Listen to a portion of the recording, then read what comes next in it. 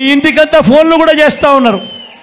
మీ అందరికీ కూడా IVRS ద్వారా ఫోన్లు కూడా చేసి మీ భూములన్నీ జగన్ లాక్కుంటాడు అని చెప్పి ప్రచారం చేస్తూ ఉన్నాడు.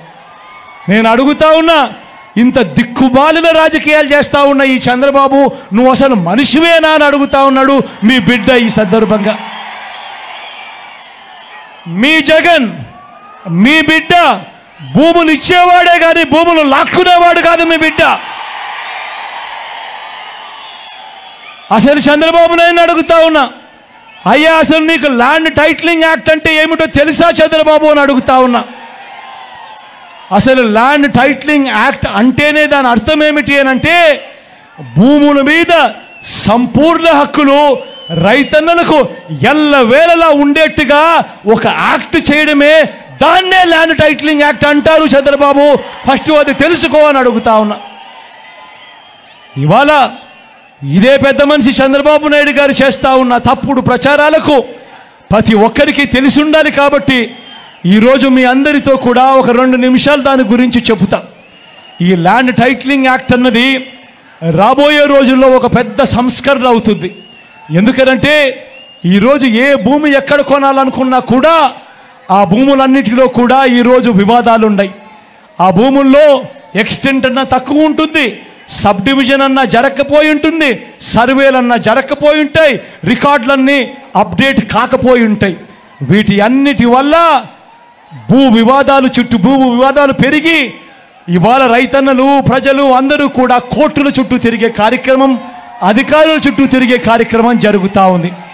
మీ బిడ్డ రాబోయే రోజుల్లో చేయాలనుకునే సంస్కరణ ఏమిటి అంటే, ఏ రైతన్నా కూడా, ఏ ఒక్కరైనా కూడా వాళ్ళ భూముల కోసము ఎవరి చుట్టూ తిరగాల్సిన పని ఉండకూడదు.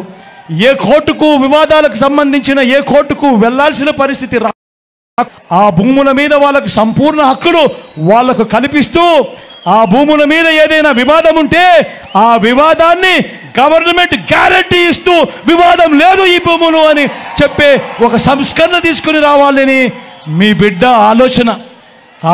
మీ బిడ్డ ఆలోచన ఆ భూముల మీద ఏదైనా వివాదం ఉంటే ఆ వివాదానికి ఏకంగా ఇన్సూరెన్స్ కూడా చేసి ఎటువంటి వివాదము కూడా ఉండకుండా చూడాలి అనేదే మీ బిడ్డ. టైటిల్ ఇన్సూరెన్స్ కూడా చేసి ఎటువంటి వివాదము లేని టైటిల్స్ ప్రతి ఒక్కరి దగ్గర ఉండాలి అనేదే మీ బిడ్డ లక్ష్యం. కానీ ఇది జరగాలి అని అంటే మొట్టమొదటిగా జరగాల్సిందేమిటంటే, రాష్ట్ర వ్యాప్తంగా జరుగుతూ ఉన్న సర్వే పూర్తి కావాలి. 100 సంవత్సరాల తర్వాత అప్పుడెప్పుడో బ్రిటిషర్లు సర్వే చేశారు.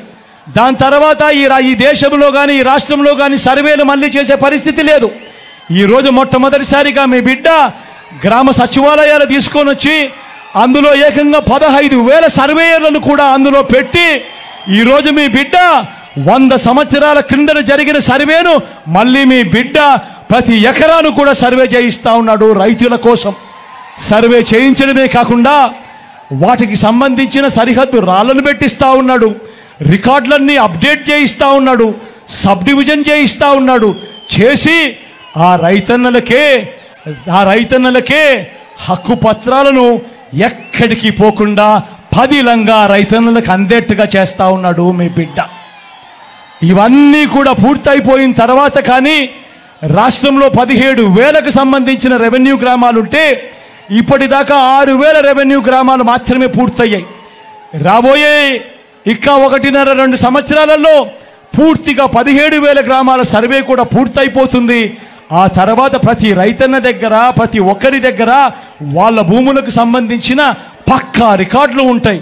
సర్వే చేసిన భూమి ఉంటుంది, సరిహద్దులు పాతిన భూములు ఉంటాయి, రికార్డ్స్ అన్ని అప్డేట్ అయిన భూములు ఉంటాయి, సబ్ డివిజన్ జరిగిన భూములన్నీ కూడా పూర్తి హక్కులతో ఆ రైతన్నులకు, ఆ పేదలకు, వాళ్ళందరికీ కూడా వాళ్ళ దగ్గర ఉంటాయి.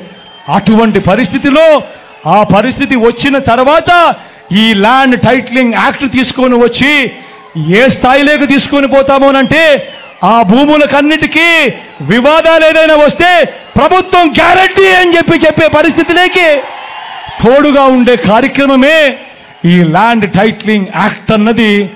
ప్రతి ఒక్కరూ కూడా తెలుసుకోమని కోరుతూ, చంద్రబాబు చెప్పే అబద్ధాలు, చంద్రబాబు చేసే మోసాలను ఏ ఒక్కరు కూడా నమ్మొద్దు అని చెప్పి ప్రతి ఒక్కరిని కూడా ప్రార్థిస్తా ఉన్నా.